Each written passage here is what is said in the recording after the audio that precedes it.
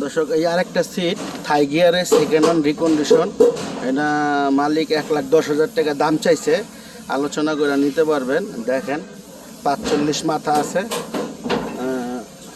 যেমনে আছে এমনি 1,10,000 টাকা চাইছে আর কি। 1,10,000 টাকা।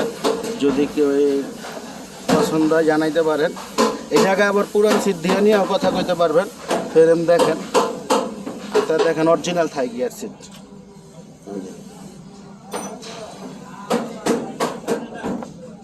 ঠিক আছে,